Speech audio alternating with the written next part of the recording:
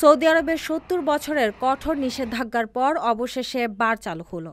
রাজধানী রিয়াদের নতুন A12 ক্যাফেতে নারী ও পুরুষ একসঙ্গে বসে অ্যালকোহলবিহীন পানীয় উপভোগ করছেন। তবে এই উদ্যোগ সমাজের ঐতিহ্য ও ধর্মীয় মূল্যবোধের সঙ্গে সাংঘর্ষিক প্রতিক্রিয়ার ঝুঁকি তৈরি করছে। দেশটিতে ১৯৫২ সাল থেকে মদপান ও বিক্রির উপর কঠোর বিধিনিষেধ ছিল এবং এ ধরনের কার্যক্রমের জন্য আইনানুগ ব্যবস্থা গ্রহণ করা হতো। কিন্তু নতুন এই উদ্যোগ সৌদি সমাজে এক নতুন দিগন্ত উন্মোচনের প্রতীক হিসেবে দেখা হচ্ছে। A12 ক্যাফেতে নারী ও পুরুষ একসঙ্গে বসে অ্যালকোহলবিহীন পানীয় উপভোগ করতে পারছেন, যা বিশেষজ্ঞরা যুগান্তকারী পরিবর্তন হিসেবে মূল্যায়ন করছেন।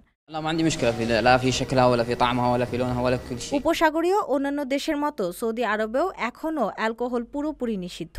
তবে আগামী বছর থেকে অমুসলিম বিদেশি কূটনীতিকদের জন্য সীমিতভাবে মদের দোকান চালুর পরিকল্পনা রয়েছে। ২০২৪ সালে রিয়াদে একটি দোকানকে অমুসলিম কূটনীতিকদের জন্য মদ বিক্রির অনুমতি দেওয়া হয়েছে।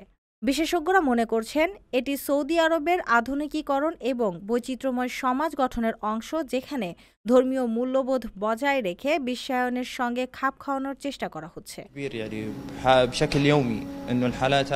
প্রিয় প্রবাসী, আমরা যারা প্রবাসে কাজ করি, পরিশ্রম করি, আমরা সবাই চাই দেশে একটা ঠিকানা হোক, কিন্তু ভয় পাই প্রতারণা হবে কিনা, নিরাপদ কিনা, টাকাটা হারাবে না তো। আজ আমি এমন একটা প্রজেক্ট সম্পর্কে বলবো যেটা এই ভয়টা দূর করে দিয়েছে। তার নাম প্রবাসীর সিটি লিমিটেড। প্রবাসীর সিটি বাংলাদেশের প্রথম স্মার্ট শেয়ার ভিত্তিক রিয়েল এস্টেট প্রজেক্ট। মানে আপনি মাত্র ৫ লাখ টাকা বিনিয়োগে ১% শেয়ার কিনতে পারবেন, আর ৫ বছরে পাবেন দ্বিগুণের বেশি হালাল মুনাফা। তাহলে আর অপেক্ষা কেন? এখনই যোগাযোগ করুন স্ক্রিনে দেওয়া নাম্বারে। প্রবাসী সিটি লিমিটেড প্রবাসী হেলিকপ্টারের একটি অঙ্গ প্রতিষ্ঠান।